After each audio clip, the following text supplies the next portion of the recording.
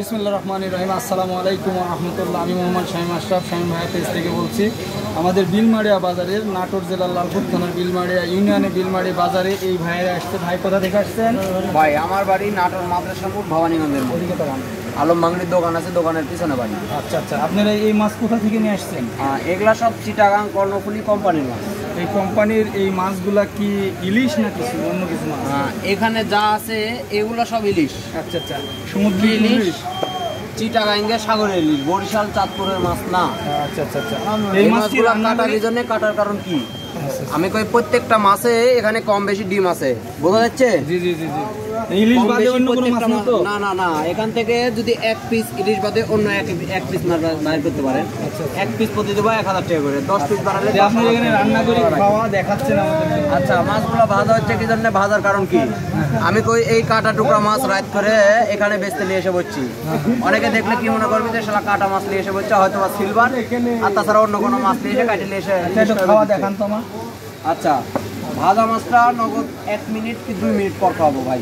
এই মাছগুলো মানে এখনো সম্পূর্ণ হয়নি, কাঁচা কাঁচাই আছে ভাই, ভেঙে যাচ্ছে।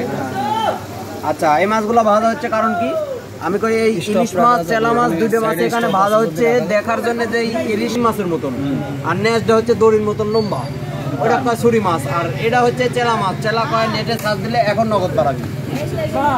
তো এটা এখানে কি কাটি রাখছেন মানে এখানে ওটা কাটা হচ্ছে কি জন্য, এরকম এই মাছটা এরকম গোটা মাছ ছিল, এখান থেকে যে কাটি নিয়ে যেমন এখানে ভাইজে সবাক খাওয়াচ্ছি মাংনা, দেখার জন্য যে মাছগুলা খাওয়ায় স্বাদ আছে কিনা, কোনো বাজে গন্ধ আছে কিনা, খাওয়া যাবে কিনা, কিনা যাবে কিনা। ইলিশ মাছ এমনি সমস্যা নাই, এটা এখানে খাওয়ানো হচ্ছে হবে না। দেখেন যাক ভিউয়ার্স, এখানে দেখেন না হাজারো দর্শক কিন্তু দেখছে, দেখার পরে মানুষ খাওয়ার পরে এই মাছটা কিনছে। কিন্তু ভাইয়ের মাছ খুব ভালো, এখন আমি খায়া দেখি নাই, দেখবো তারপরে এখানে আপনাদেরকে জানাবো আসলে কেমন। স্টপ রাখেন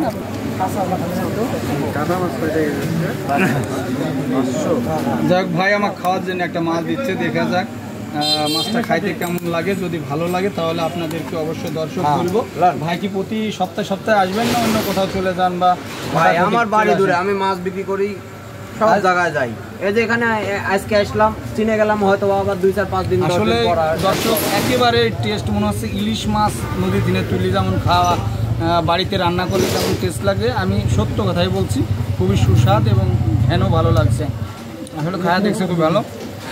মানে ভাই একটু খায়া দেখো, দেখে আমার বড় ভাইও দেখছে, আরেকজন দেখেন, একদম ইলিশ মাছ, কেউ বলতে পারবে না ইলিশ মাছের একেবারে ইলিশ মাছ। আচ্ছা দেন, প্লেটটা দেন আবার। আচ্ছা, এই যে এই ইলিশের মাথাটা দেওয়া হবে এবার এই মুরব্বি চাচারে, মুরব্বি চাচারা ভাঙে চিড়ে খায়, দেখেন যে খাইতে কেমন। আচ্ছা, খাইতে দিচ্ছে, যাই হোক ভালোই লাগছে।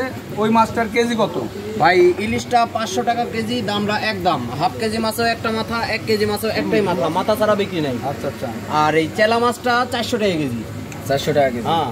আচ্ছা, এই মানে গোটাটাই নিতে হবে? হ্যাঁ, 400 টাকা কেজি। বড় বড় মাছের ওজন কত মানে? আমাদের বিলমারিয়া বাজারে 400 টাকা কেজি বড় মাছের ওজন হচ্ছে আপনার 891 টাকা। ভালোই লাগলো। যাক, আমার 50 টাকা হলে দিতে পারবি, দাম কম। স্টপ করে জাম্পিং আছে। এই যে